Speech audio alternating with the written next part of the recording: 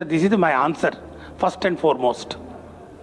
Second one, యాజమాన్యాలు ఇష్టం లేకుండా కూడా ఈ యొక్క గ్రాంట్ ఇన్ ఎయిడ్ విత్డ్రాయల్కు సమ్మతి తెలపడం వలన టీచర్లు అందరూ పోతూ ఉన్నారు కాబట్టి బ్యాలెన్స్ ఉన్న మరి టీచర్లు సరిపోరు కాబట్టి మాకు ఇబ్బంది అవుతుంది అని చెప్పినప్పుడు నా సమాధానం ఒకటే. ఈరోజు ఈ యొక్క గ్రాంట్ ఇన్ ఎయిడ్ విద్యా సంస్థల మీద తీసుకుంటున్నటువంటి సంస్కరణలో భాగంగా ఎవరైనా కూడా స్వచ్ఛందంగా గ్రాంట్ ఇన్ ఎయిడ్ మాకు అవసరం లేదు, ఈ యొక్క మారుతున్నటువంటి కాలానికి అనుగుణంగా మారుతున్నటువంటి డిమాండ్కు అనుగుణంగా ఈ యొక్క అన్ఎయిడెడ్ వృత్తి విద్యా కోర్సులు, ఎంప్లాయబుల్ కోర్సెస్ ఏవైతే మేము పెట్టుకుంటున్నామో దానికి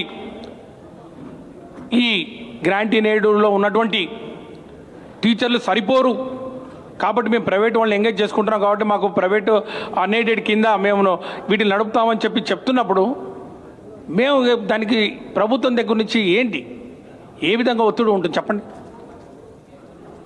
ఈరోజు మేము చాలా స్పష్టంగా చెప్తా ఉన్నాం, చాలా వరకు ఈ యొక్క ప్రైవేటు ఎయిడెడ్ స్కూల్స్ కానివ్వండి, ఎయిడెడ్ కాలేజెస్ కానివ్వండి, ఎయిడెడ్ డిగ్రీ కాలేజెస్ కానివ్వండి, ఎన్నో అవకతవకలు జరుగుతున్నటువంటి విషయాల్ని ఈరోజు ఒక కమిటీ ద్వారా మరి వెలుగులోకి తీసుకురావడం జరిగింది. ఉపాధ్యాయులు లేకుండా 0 అడ్మిషన్స్తో ఉన్నటువంటి 400 పైచిలకు స్కూళ్ళు ఏ విధంగా అవి వయబుల్ అని చెప్పి ఈరోజు నేను ఇక్కడికి వచ్చినటువంటి విద్యార్థులు ఎవరైతే ఉన్నారో విద్యార్థుల ముసుగులో వస్తున్నటువంటి పార్టీ వాళ్ళు ఎవరున్నారో వాళ్ళని అడుగుతూ ఉన్నాను, మీరే చెప్పండి. ఈరోజు ఈ యొక్క TNSF అని చెప్తా ఉన్నారు తెలుగునాడు వాళ్ళు. నేను చెప్తాను, అయ్యా బాబు, అప్పుడున్నటువంటి మీ నాయకుడు చంద్రబాబు నాయుడు గారు ముఖ్యమంత్రిగా ఉన్నప్పుడు ఈ యొక్క ఎయిడెడ్ స్కూల్స్ మీద ఎందుకు సమీక్ష జరపలేదు? ఆయన సమీక్షల మీద సమీక్షలు, వీడియో కాన్ఫరెన్స్ మీద వీడియో కాన్ఫరెన్స్ జరుగుతారు. ఎందుకు వీటిని నిర్వీర్యం చేశాడు? ఎందుకు ఈ పోస్టులని ఫిల్అప్ చేయకుండా వదిలేశాడు? దానికి సమాధానం లేదు. ఈరోజు ఎక్కడ లేని ప్రేమ SSBN కాలేజ్ మీదకి వచ్చింది. నేను నిజంగా వాస్తవాలు మాట్లాడాలనుకుంటున్నాను. ఈ యొక్క కాలేజీలో సంబంధించినటువంటి ఈ యాజమాన్యాలు ఎవరైతే ఉన్నారో ఈ యాజమాన్యాల్లో మరి సభ్యుల మధ్యనటువంటి సఖ్యత లేని కారణంగా వచ్చినటువంటి కొన్ని ఇబ్బందులు I will go on record.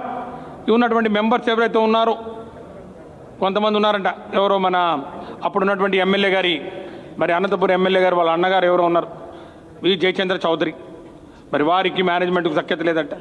Management వారి ఒక పక్క కరస్పాండెంటు, ఒక పక్క సెక్రటరీ, ఒక పక్క ప్రెసిడెంటు, వైస్ ప్రెసిడెంట్, వీళ్ళంతా ఈరోజు ఒక పక్షాన నుండి ఒక సభ్యుడు ఒక పక్క ఒకనండి వాళ్ళు గొడవ పడుతూ వాళ్ళు అక్కడ ఉన్నటువంటి పరిస్థితులు, అన్ఎయిడెడ్ టీచింగ్ స్టాఫ్కు మేనేజ్మెంట్కు ఉన్నటువంటి పరిస్థితులు, మేనేజ్మెంట్లో వితిన్ మేనేజ్మెంట్కు ఉన్నటువంటి పరిస్థితులు, దాన్ని ఆసరాగా తీసుకొని దాన్ని రాజకీయం చేయాలని పిల్లల బంగారు భవిష్యత్తు లోకేష్ బాబు జాగ్రత్త, పులి మీద స్వారీ చేస్తున్నావు. నువ్వు పిల్లలతోటి ఈరోజు రాజకీయం చేయాలనుకుంటూ ఈరోజు ఏదో వీడియో కాన్ఫరెన్సుల్లో లేకపోతే వాళ్ళని రెచ్చగొట్టే కార్యక్రమాలతోటి పరీక్షలు పెట్టాలని అడిగినా పరీక్షలు పెట్టొద్దు అని చెప్పి కోవిడ్ టైంలో వాళ్లకు మరి రాంగ్ గైడెన్స్ ఇస్తూ ఈ యొక్క విద్యా వ్యవస్థలో ఉన్నటువంటి ఈ యొక్క లోటుపాట్లను సరిచేసే కార్యక్రమంలో ప్రభుత్వం తీసుకుంటున్నటువంటి ప్రతి నిర్ణయాన్ని అడ్డు తగులుతూ వీలైతే కోర్టుకు మరి పొమ్మని చెప్పి రెచ్చగొడుతూ తల్లిదండ్రుల అసోసియేషన్స్ అనే ముసుగులో స్కూళ్ళ ముందు ధర్నా చేస్తూ స్కూళ్ళ గేట్లలో దగ్గర కాపలా కాస్తూ పిల్లల్ని పోనీయకుండా పిల్లలతోటి రాజకీయం చేయాలనుకుంటే ఎవరైనా కూడా ఏ పొలిటికల్ పార్టీ అయినా కూడా ఖబర్దార్. ఇది మంచి పద్ధతి కాదు. పిల్లలతో రాజకీయం ఏంటయ్యా మీకు?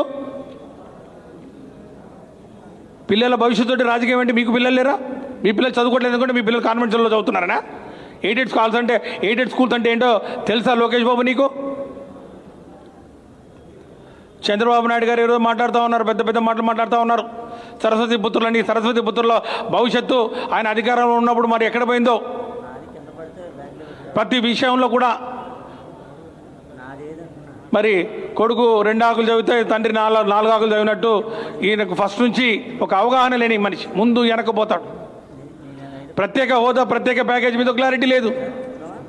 ప్రత్యేక హోదా కోసం మరి జగన్మోహన్ రెడ్డి గారు యువ బేరీలు పెడితే యువ బేరీలో పోతండి, విద్యార్థులు పోతే చెడిపోతారు, మీ పిల్లల్ని మరి ఇంట్లో పెట్టుకోండి లేకపోతే జైలుకి పంపిస్తానని చెప్పి ఒక మాట అంటావు. మళ్ళీ ఇంకో మాట వచ్చేసి లేదు ప్రత్యేక హోదా కావాలని చెప్పి మళ్ళీ 2-4 ధోరణి.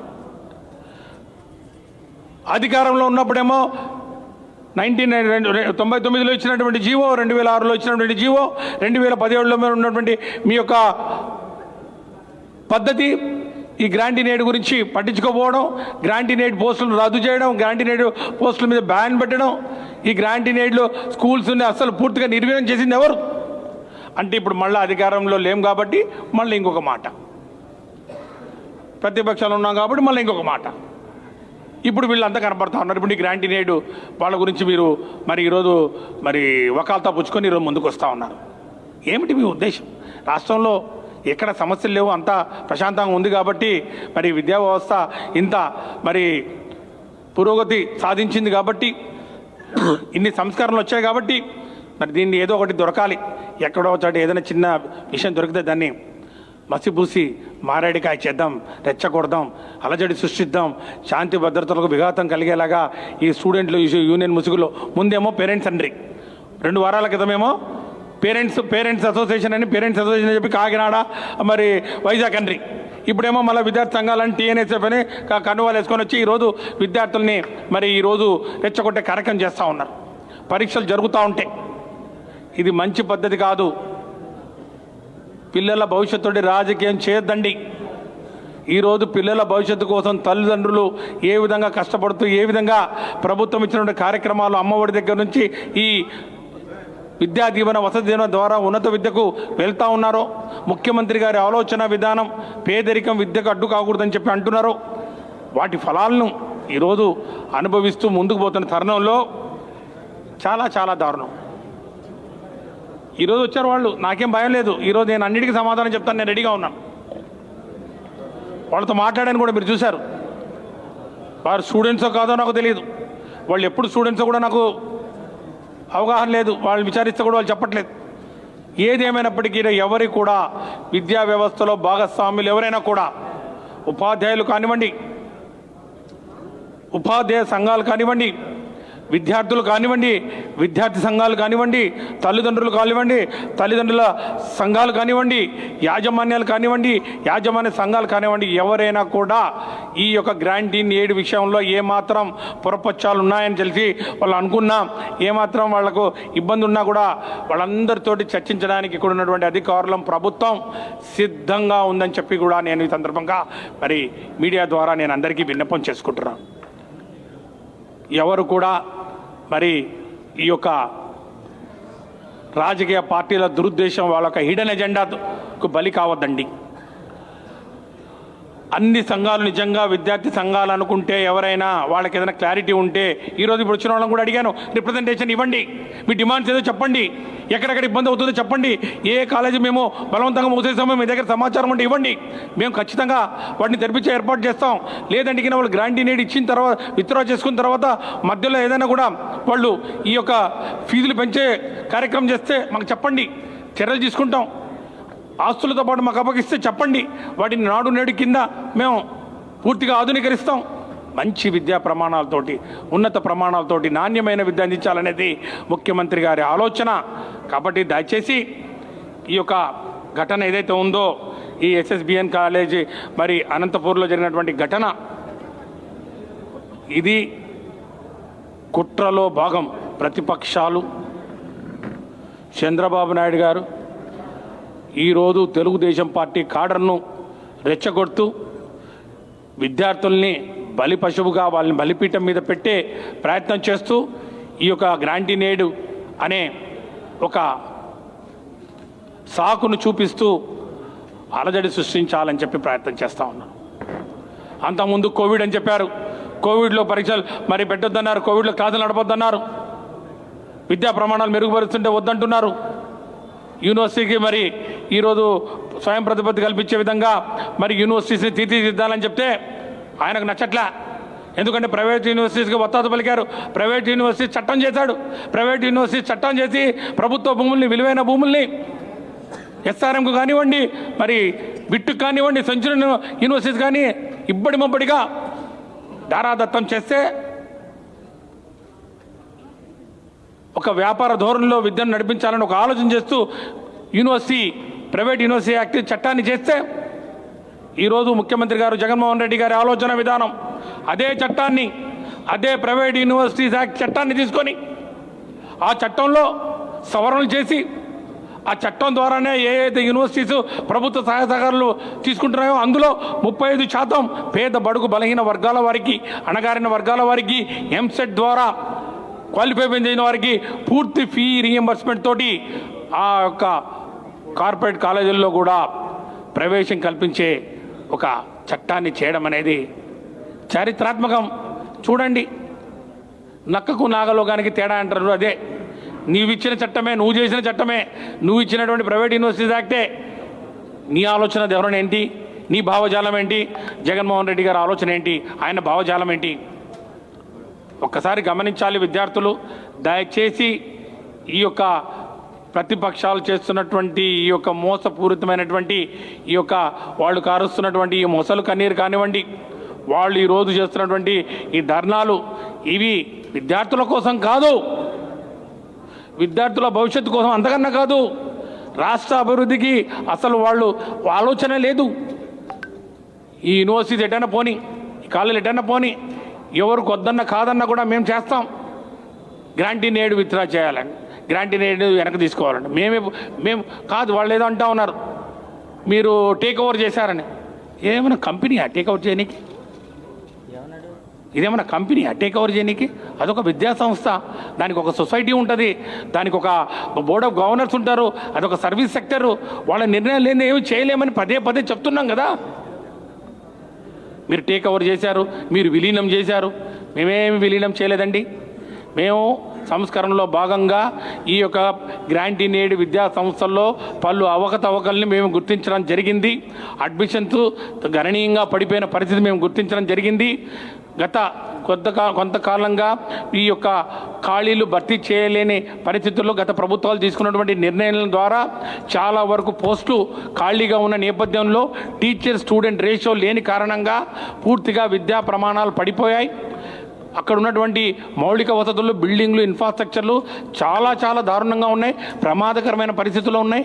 కొన్ని స్కూల్స్ గ్రాంటీ నేడు పొందుతున్నా కూడా ఈ రోజు కూడా పర్మనెంట్ బిల్డింగ్స్లో లేని పరిస్థితిని మేము గుర్తించాం. ఆ కమిటీ 400 పైచీలకు స్కూళ్ళు 0 అడ్మిషన్స్లో ఉన్నాయి. ఇవన్నీ వాస్తవాలు. ఈరోజు ఆ రిపోర్ట్ కూడా నేను కావాలంటే అందరికి ఇస్తాను, పబ్లిక్ డొమైన్లో కూడా పెడతాను ఆ రిపోర్ట్.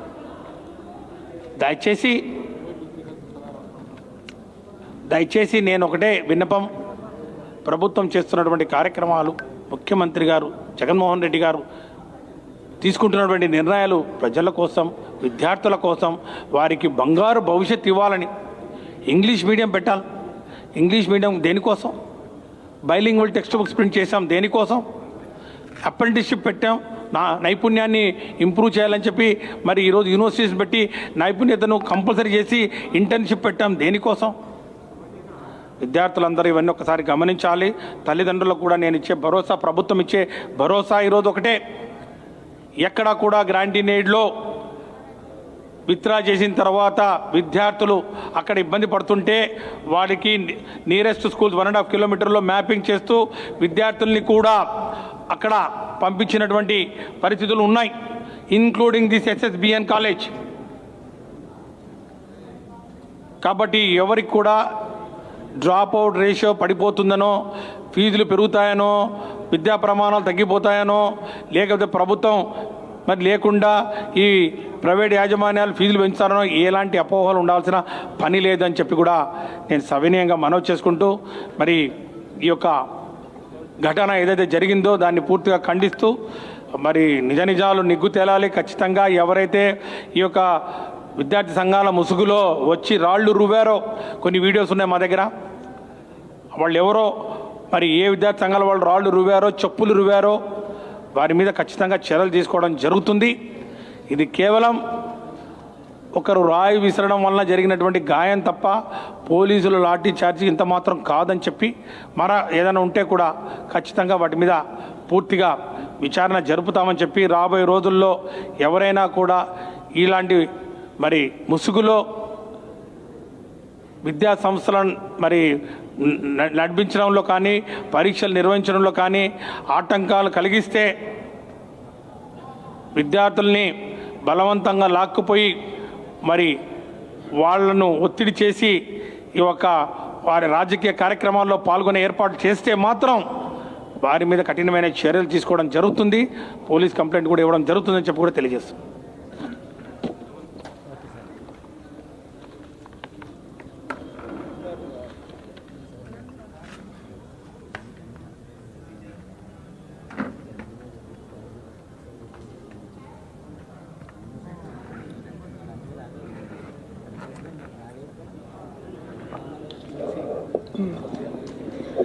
అందరికీ నమస్కారాలు. మినిస్టర్ గారు చాలా స్పష్టంగా చెప్పారు ఈ ఎయిడెడ్ వ్యవస్థలో ఎందుకు మార్పులు చేర్పులు చేశామని. మీరు ఒకసారి గమనించండి, దానికి ఒక చరిత్ర చూడండి ఏమిటి. అసలు 1990 వరకు అప్పుడు ఉన్న ప్రైవేట్ కాలేజెస్, ప్రైవేట్ స్కూల్స్ చాలా తక్కువగా ఉండేవి.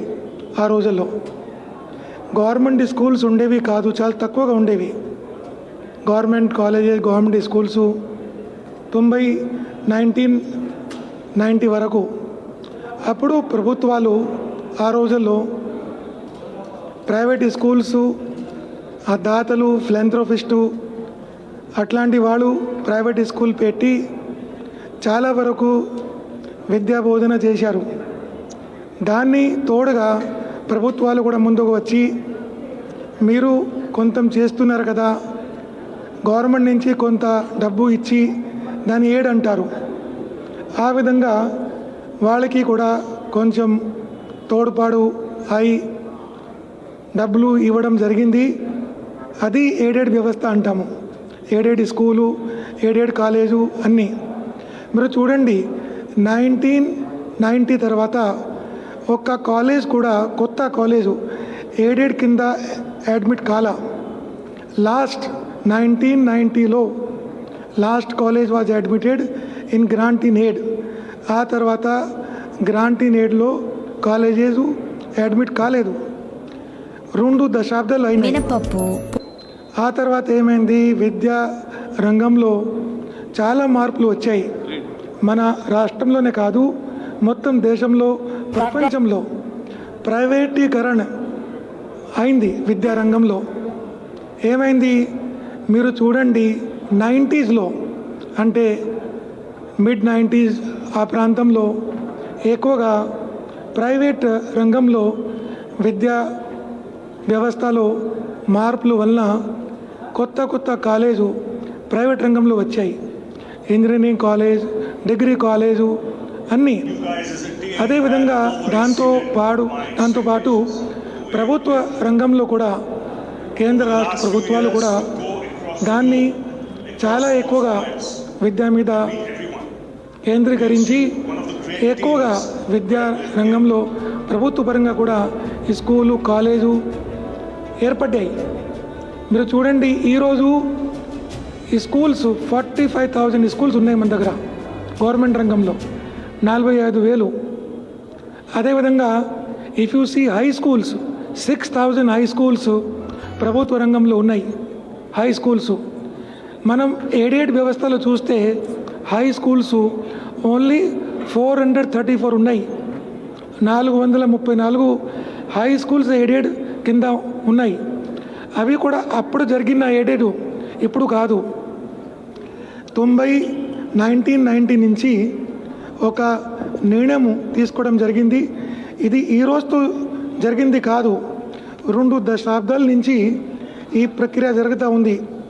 కొత్త కాలేజ్ ఎయిడెడ్ కింద రాకూడదు, ఎందుకంటే విద్యా వ్యవస్థలో ప్రైవేట్ కాలేజెస్ కొత్తగా వచ్చాయి, ప్రభుత్వ కాలేజెస్ కొత్తగా వచ్చాయి. ప్రభుత్వ స్కూల్స్ ఎక్కువగా ప్రతి పల్లెటూరులో ఏర్పాటు అయినాయి. కాబట్టి ప్రైవేట్ కాలేజు, గవర్నమెంట్ కాలేజు ఈ వ్యవస్థ పిల్లల డిమాండ్ని పూర్తి చేస్తాయి. కాబట్టి కొత్తగా ఎయిడ్ కింద ఎవరిని తీసుకురాలి 1990 నుంచి 2 దశాబ్దాల నుంచి ఈ విధంగా చర్య తీసుకోవడం జరిగింది. క్లియర్గా 1999లో ఆర్డర్ ఇచ్చారు. అంటే మనము కొత్తగా దీంట్లో వేకెన్సీస్ 1990లో పోస్టులు ఎన్ని అయితే 7లో వచ్చాయి, దాంట్లో క్రమేణా రిటైర్ అవుతూ వస్తారు కదా ఉపాధ్యాయులు, నాన్ టీచింగ్ స్టాఫు. ఆ ఎయిడెడ్ని ఫిలప్ చేయడానికి ఒక పద్ధతి ప్రకారం నిర్ణయం తీసుకోవడం జరిగింది. ఒక సంస్కరణలో భాగంగా 1999లో క్లియర్గా ఒక ఆర్డర్ ఇవ్వడం జరిగింది ప్రభుత్వ పరంగా. ఇక్కడ మనము ఎయిడెడ్ వేకెన్సీస్ని ఫిలప్ చేయకూడదని. అదేవిధంగా అన్నీ అప్పటి నుంచి 1990 నుంచి 99లో, 2004లో, 2006లో ఈ విధంగా నిర్ణయాలు తీసుకోవడం జరిగింది. ఎయిడెడ్ వేకెన్సీస్ ఫిలప్ చేయకూడదు, ఎందుకంటే ఫైనాన్షియల్ కమిట్మెంట్ ఒకటి, రెండోది మనకి ప్రైవేట్ రంగంలో విద్యా ఇన్స్టిట్యూషన్స్ ఎక్కువ అయినాయి, గవర్నమెంట్లో అయినాయి, కాబట్టి అవసరం లేదు.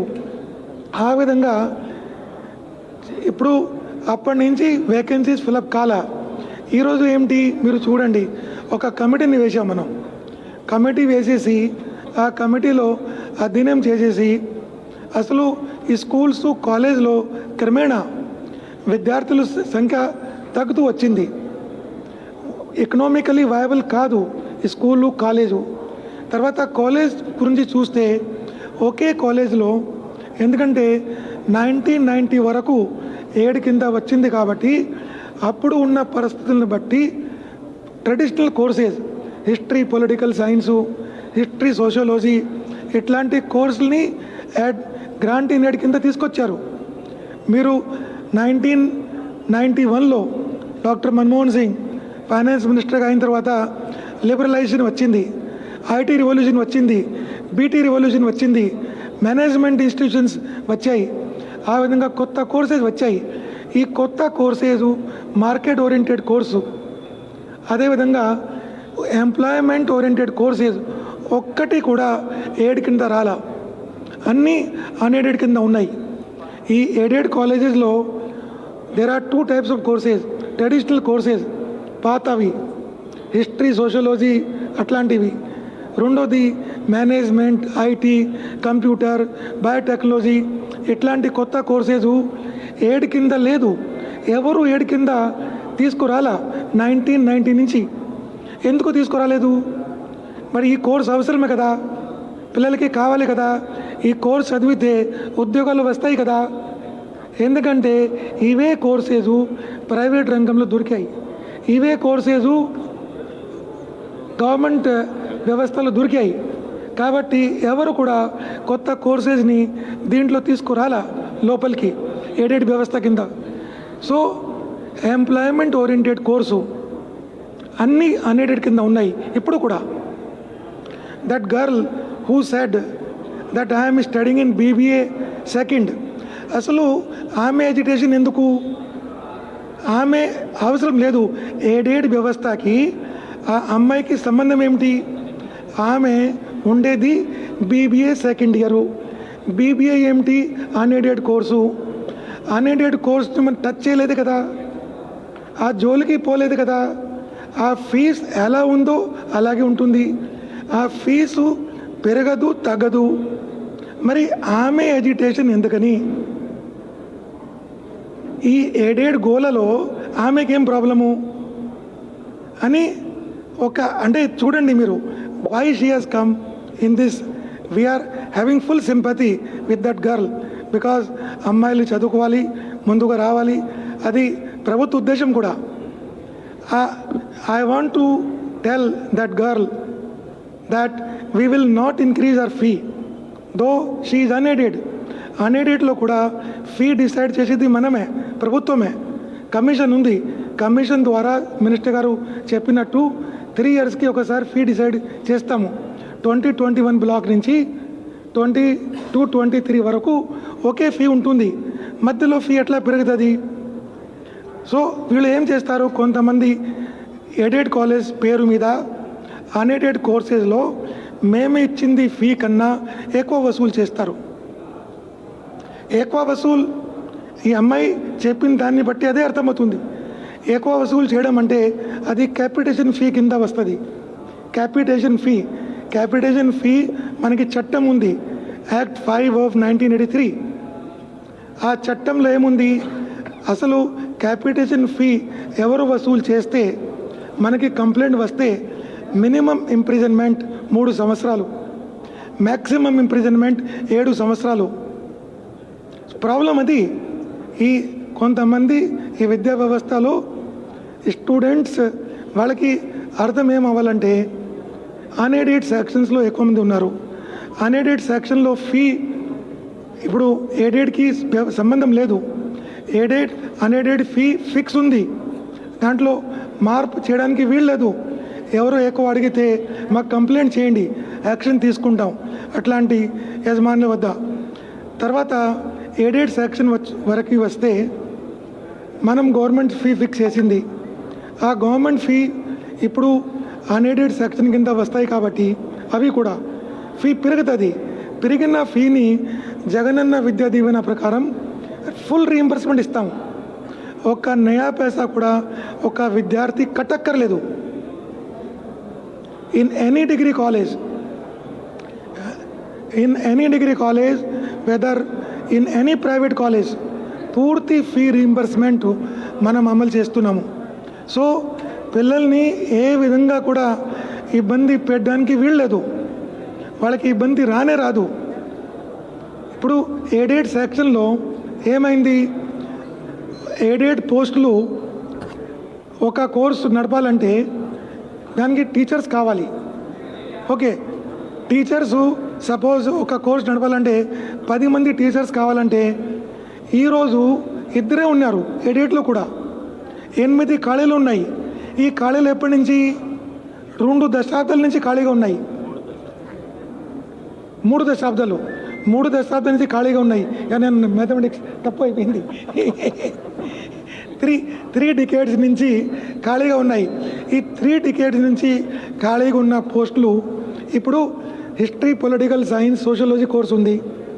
దానికి 10 మంది టీచర్స్ కావాలి అనుకోండి. 3 ఇయర్స్ పుట్ టుగెదర్ ఉండేది 2, 8 మంది లేరు.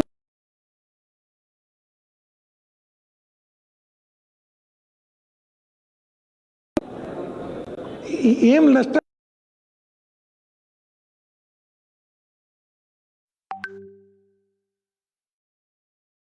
చాయిస్ ఉంది.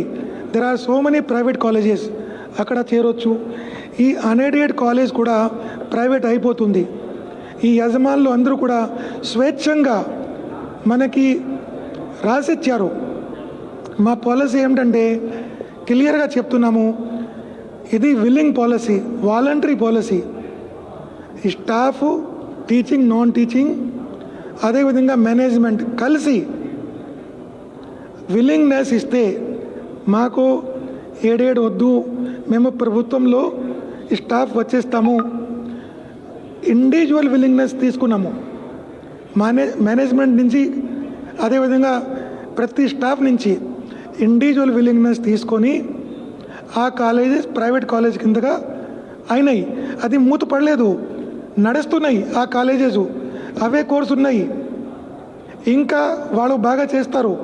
ఎందుకంటే ఇప్పుడు అరకొరగా ఉన్న టీచర్సు ప్రభుత్వంలో వచ్చేసారు.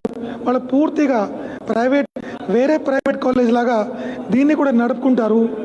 నడిపి ఎఫిషియన్సీ పెరుగుతుంది, చదువు బాగా అవుతుంది. ఇది సంస్కరణలో ఒక భాగం. ఈ స్కూల్ వరకు మీరు చూస్తే క్లియర్గా చెప్తున్నాం మేము.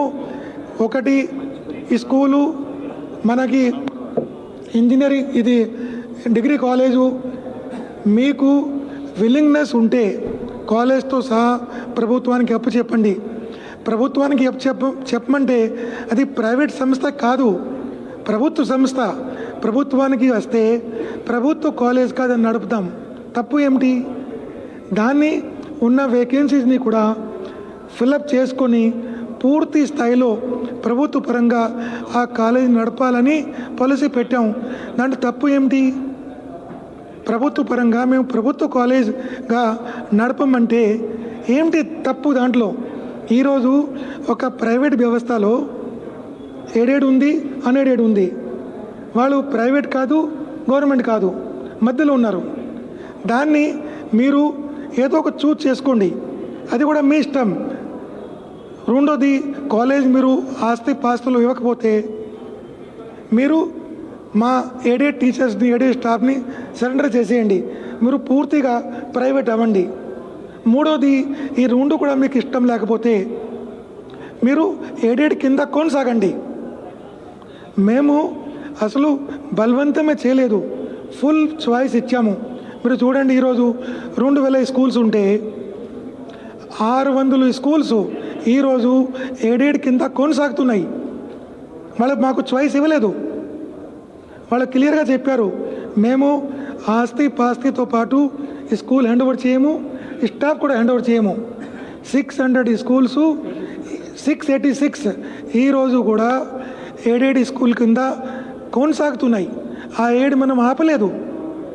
సో దీంతో మీకు అర్థమవుతుంది ఎట్లాంటి ఒత్తిళ్ళు లేవు, ఎట్లాంటి కోవర్షను, ఫోర్స్ లేదు. మరి వాళ్ళు కోర్టుకి కూడా చెప్పారు. మొన్న హైకోర్టులో ఒక అడ్వకేట్ అన్నారు దట్ మాకు ఒత్తిళ్ళు ఉన్నాయి. జడ్జ్ గారు, సీజే గారు ఏమన్నారంటే, మీకు ఒత్తిళ్ళు ఉంటే అఫిడవిట్ ఇవ్వండి, ఎవరు ఏ అధికారి మీ మీద ఒత్తిడి తీసుకువచ్చావు దానిపైన ఎఫ్ఐఆర్లో వచ్చేయమన్నారు సీజే గారు. దానికి మేము సిద్ధంగా ఉన్నాం. సో కోవర్షన్ లేదు, ఓన్లీ విల్లింగ్ ప్రక్రియలో భాగంగా ఈ స్కూల్లో 1400 స్కూల్స్ మనకి చాయిస్ ఇచ్చింది, టేక్ ఓవర్ చేసుకున్నాం. 600 ఇవ్వలేదు, వాళ్ళకి ఎట్లాంటి ఇబ్బంది లేదు, మీరు కొనసాగండి. కాలేజెస్లో మనకి 7 కాలేజెస్ ఇవ్వలేదు చాయిస్, వాళ్ళు కొనసాగుతున్నారు. ఎయిడెడ్ కింద వాళ్ళకి 7 ఉంది, సో 3 ఉన్నాయి. ఈ పాలసీలో అంటే ఇప్పుడు మీరు చూడండి, మీరు అందరూ విద్యావంతులు, చదువుకున్నారు. ఒక ప్రైమరీ స్కూలు, ఒక హై స్కూల్ నడపాలంటే సుమారు మినిమం ఎంతమంది పిల్లలు ఉండాలి? I'm asking question from you, జవాబు ఇవ్వండి. ఒక హై స్కూలు నడపాలంటే మినిమం పిల్లలు ఎంతమంది ఉండాలి? జస్ట్ ఒక గెస్ చెప్పండి. కనీసం ఇంతమంది 100 అంతే కదా, 100 మంది అని ఉండాలి కదా. 100 మంది. ఇప్పుడు చూడండి, నేను మీకు స్టాటిస్టిక్స్ ఇస్తాను. 1 to 10 అంటే పిల్లలు 1 నుంచి 10 మంది ఒక హై స్కూల్లో, ఎయిడెడ్ హై స్కూల్లో. అట్లాంటి హై స్కూల్స్ ఎన్ని ఉన్నాయి? 28 ఉన్నాయి. అంటే 10 మంది లోపల ఉన్నాయి స్కూల్స్. అక్కడ మన టీచర్స్ ఉన్నారు, వాళ్ళకి మనం ఫుల్ జీతం ఇస్తున్నాము. ఎవరి డబ్బు ఇది? ప్రజల సొమ్ము కదా. ప్రభుత్వ సొమ్ము అంటే ఎవరిది? ప్రజల సొమ్ము. ఎందుకు పిల్లలు లేరు అక్కడ? ఎందుకంటే పక్కన ఒక మంచి ప్రైవేట్ స్కూల్ కావచ్చు, మన గవర్నమెంట్ స్కూల్ కావచ్చు, అక్కడ చేరిపోయినారు. అక్కడ ఉపాధ్యాయులు ఉన్నారు, బాగా చదువు ఉంది. ఇక్కడ చదువు లేదు, ఏం లేదు. ఇప్పుడు ఈ స్కూల్లో టీచర్ ఒకటే కాదు, మిగతా ఏర్పాట్లు ఉండాలి. అంటే సరైన గదులు, సరైన drinking water facility, electrification, fans, ప్రహరీ గోడ, ప్లే గ్రౌండ్సు, టాయిలెట్సు, తర్వాత ఇట్లాంటి ఫర్నిచరు ఏది లేకుండా పిల్లలు ఈ ఎయిడెడ్ వ్యవస్థలో ఈ యజమానులు కొందరు ఉండొచ్చు. యజమానులు ఇప్పుడు కూడా బాగా చేసుకొని ఉంచుతున్నారు. కానీ చాలా చోట్ల ఈ ఇన్వెస్ట్మెంట్ లేదు. ప్రైమరీ స్కూల్లో త్రాగునీరు లేదు, టాయిలెట్స్ లేవు. అటువంటి స్కూల్లో లాభం ఏమిటి? పిల్లలు ఎందుకు పోతారు? మన టీచర్ ఇచ్చినా కూడా. నా చూడండి, హై స్కూల్లో 1 to 10 పిల్లలు ఉన్న స్ట్రెంగ్త్ 28, 10 to 20, 11 to 20 స్ట్రెంగ్త్ ఉన్న పిల్లలు స్కూల్స్ 70 స్కూల్స్లో లెస్ దెన్ 20 అంటే 11 to 20, తర్వాత 21 to 30 81 స్కూల్స్, హై స్కూల్స్. ఈ 81 హై స్కూల్స్ని 25-30 మంది పిల్లలతో నడపాల. సంస్కరణ ఏమిటి? ఎవరి డబ్బు, ఎవరి సొమ్ము, ఎవరి కోసం? పిల్లల కోసం, ఉపాధ్యాయుల కోసం, యజమానుల కోసం, ఎవరి కోసం? అదేవిధంగా 31 to 40 there are 41 high schools, 41 to 50 20 high schools, 51 to 60 27 high schools, 61 to 75 32 high schools, 71 to 100 27. మీ వరకు ఆగుతాం. సో ఏమైంది? దాదాపు 325 high schools, less than 100 out of 434. Aided high schools ఉండేవి 434. దాంట్లో 325 high schools, less than 100 children. ఎవరికి ఇబ్బంది? సంస్కరణలు చేయవద్దా? పిల్లలకి ఏమి ఇబ్బంది? మేము ఒక్కొక్క స్కూల్కి ఒక్కొక్క అధికారిని పెట్టాం. పిల్లలకి ఏ విధంగా కూడా ఇబ్బంది కలగకూడదు. పిల్లలు చదువుకుంటున్నారు, హై స్కూల్ కొనసాగితే అక్కడ చుట్టుపక్కల మన ప్రభుత్వ స్కూల్ ఉన్నాయి. అవుట్ ఆఫ్ 2000 1200 స్కూల్స్ మేము మ్యాపింగ్ చేసాం. విదిన్ 1 కిలోమీటర్ మన గవర్నమెంట్ స్కూల్ ఉంది. అక్కడ 2000 ప్రైవేట్ ఎయిడెడ్ స్కూల్ ఉంటే విదిన్ 1 కిలోమీటర్ ప్రభుత్వ పాఠశాల ఉంది. దాంట్లో నాడు నేడు కింద డబ్బు ఖర్చు పెట్టి ఈ సౌకర్యాలు కల్పించాం. ఆ స్కూల్లో రానివ్వండి, మేము బాగా చదువు చెప్తాము, అక్కడ ఉపాధ్యాయులు ఉన్నారు. పిల్లలకి భవిష్యత్తు బంగారు భవిష్యత్తు అవుతుంది. అదే కావాలి. కానీ మనము వాళ్ళని ఎట్లాంటి స్కూల్లో మీరు చూడండి, ప్రైమరీ స్కూల్స్ 1 to 10 చిల్డ్రన్ ఉన్న ప్రైమరీ స్కూల్స్ 66, 11 to 20 పిల్లలు ఉన్న స్కూల్స్ 132. సో దిస్ వ్యవస్థ వయబిలిటీ లేదు, తగ్గిపోయింది. ఇంకా మేమేమంటున్నాము? ఇప్పుడు we have given directions. Suppose ఒక మంచి స్కూల్స్ ఉన్నాయి, ఎయిడెడ్ స్కూల్స్ 400-500 చిల్డ్రన్తో నడుపుతున్నారు. నడపండి. మేము ఫోర్స్ చేయలేదే. మీరు 7 కింద కొనసాగండి, ఎయిడెడ్ స్కూల్కి నడపండి. We're telling now also. మంచి స్కూల్ ఉంటే, మంచి వ్యవస్థ ఉంటే, మా దగ్గర 500 పిల్లలు ఉన్నారు, బాగా చదువు ఉంది, ఇంట్రెస్ట్ ఉంది, స్కూల్లో అన్ని సౌకర్యాలు ఉన్నాయి, ఎవరో కాదన్నారు, మీరు నడపండి 7 కింద, ఇబ్బంది లేదు. తర్వాత మీరు నడపలేకపోతే, అదే ప్రదేశంలో మా ప్రభుత్వ పాఠశాల లేకపోతే మేము కొత్తగా ప్రభుత్వ పాఠశాల ఏర్పాటు చేస్తాం. ఎక్కడైతే ఎయిడెడ్ స్కూలు వాళ్ళు సరెండర్ చేశారో మాకు స్టాఫ్, ఆ పిల్లలకి ఎట్లాంటి మంది ఉంటే, ఆ ప్రదేశంలో పిల్లలు ఉంటే కొత్తగా మేము ఒక పాఠశాల ఏర్పాటు చేస్తాం. ప్రైమరీ అయితే ప్రైమరీ, యూపీ అయితే యూపీ, హై స్కూల్ అయితే హై స్కూల్ కొత్తగా ఏర్పాటు చేస్తాము. అంటే పిల్లలకి ఎటువంటి ఇబ్బంది కలగకూడదు. We have told the officers, DO, ఎంఈఓకి చెప్పాం, మీరు చూడండి ఎక్కడైతే ఇబ్బంది ఉందో పాఠశాల, ఎయిడెడ్ పాఠశాల వాళ్ళకి నడపమంటే నడపనివ్వండి. లేకపోతే ప్రభుత్వ పరంగా కొత్త పక్కన పాఠశాల లేకపోతే, పిల్లలు సర్దుబాటు కాకపోతే, వాళ్ళకి సౌకర్యం లేకపోతే, దూరం అయిపోతే మనము కొత్తగా ఒక పాఠశాల ఏర్పాటు చేస్తాము. So this is the policy of the government. There is no. So this is what we are telling. Okay, there is no issue. If there is any issue, we welcome the students, we welcome the management, we welcome the aided staff. They can come, negotiate with us, talk to us. We will solve all their problems. So let the whole policy is thought of for the betterment of the system, for good results, for good things. If there is some problem, see, ఒక policy decision తీసుకున్నప్పుడు చిన్న problem ఉండొచ్చు, దాన్ని మనం set చేస్తాము, దాన్ని rectify చేస్తాము. please bring it to our notice. We are prepared to accept any suggestion, any improvement, any correction. We have no such stubborn attitude that మేము చెప్పిందే వేదవాక్యం కాదు. ప్రజలు స్టేక్ హోల్డర్స్ ఎవరైతే ఉన్నారో వాళ్ళు మన దగ్గర రావచ్చు, మనం వాళ్ళ ప్రాబ్లమ్ సాల్వ్ చేస్తాం. Thank you. సార్ తీసుకోండి, కేబుల్ సార్ తీసుకోండి, ఇదే కదా అన్నీ ఇస్తాం, మొత్తం ఇస్తాం.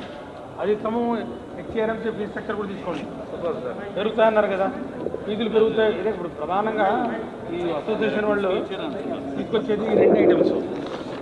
ప్రధానంగా మేము ఎందుకు చేయాల్సి వచ్చింది ఒకటి చెప్తాము. ఫీజు స్ట్రక్చర్ ఏదైతే ఉందో హెచ్ఆర్ఎంసీ ఎంత ఫీజు ఇస్తున్నారో ఫీజు ఉంటుంది. ఈ 2 తీసుకోండి, క్లారిటీ ఉంటుంది. ఒకటి వినాయక్ గారు, నిద్రపోతున్న వాళ్ళని లేపొచ్చు, తెలియని వాళ్లకు తెలియజెప్పొచ్చు. నిద్రపోతున్నట్టు నటించే వాళ్ళకి ఏం చెప్తాము, తెలిసినా కూడా తెలియనట్టు ప్రభుత్వం చేస్తున్నటువంటి కార్యక్రమాలు మంచివైనా కూడా ఏదో విధంగా మసిపూసి దీన్ని పక్కదో పట్టించి వక్రీకరించి అవాస్తవాలను ప్రచారం చేయాలని చెప్తే కొన్ని పత్రికలు పనిగట్టుకొని లాఠీ చార్జ్ జరిగిందని చెప్పి హెడ్డింగ్ పెడితే పోలీసు వాళ్ళకి ఏం సంబంధం? ఎక్కడైనా పోలీసు లాఠీ చార్జ్ చేసిందని చూపించండి. చెదరగొట్టారు. మీరు చూడండి, వీడియోలు చూడండి. అరే అక్కడున్న ఎదురుగా ఎస్పీ బంగ్లా ఉంది, అక్కడ ఉన్నటువంటి పరిస్థితుల్లో సెన్సిటివ్ ఏరియా, వీళ్ళు పిల్లల్ని కాలేజీలోకి వెళ్ళనీయకుండా గేట్ అడ్డు వేసి, పోలీసులు లోపలికి వెళ్తే వాళ్ళని బయటికి రానియకుండా తలుపులు గేట్లు వేసి ఈ విధంగా దౌర్జన్యం చేస్తుంటే వాళ్ళు విద్యార్థులు ధర్నా చేసుకోవడానికి వచ్చినా అనుకుంటారా, ఇంక దేనికి వచ్చినా అనుకుంటారు? మీరు చెప్పండి. రాళ్ళు రువ్వుతూ ఉన్నారు, చెప్పులు వేశారు, పోలీసు వాళ్ళ మీద చెప్పులు వేశారు. ఇంతకన్నా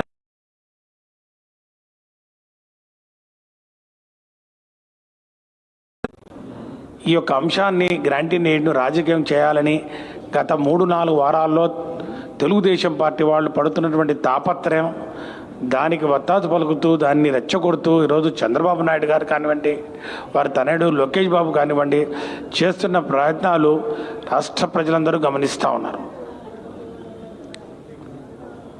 ఈ పిల్లలతో రాజకీయం ఏంటయ్యా? ఏదైనా మీరు ఉంటే కానీ సమస్య ఉంటే నిజంగా చెప్పండి. నాడు నేడు కార్యక్రమాలు ఏదైనా కానీ ఇంకా కొన్ని స్కూళ్ళు కావాలంటే చెప్పండి. ఏదైనా మేనేజ్మెంట్ వాళ్ళు మాకు బలవంతంగా చేశారని చెప్పండి.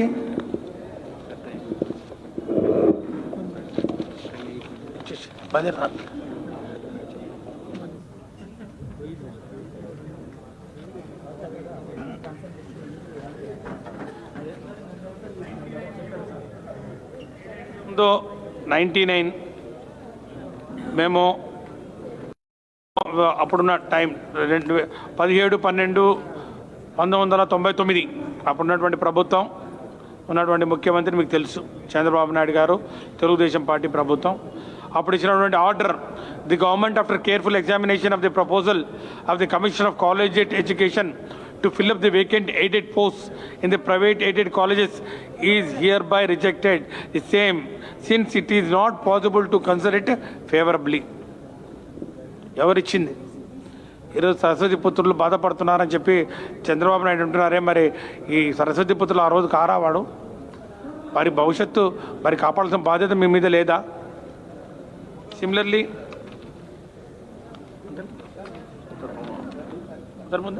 Thank you.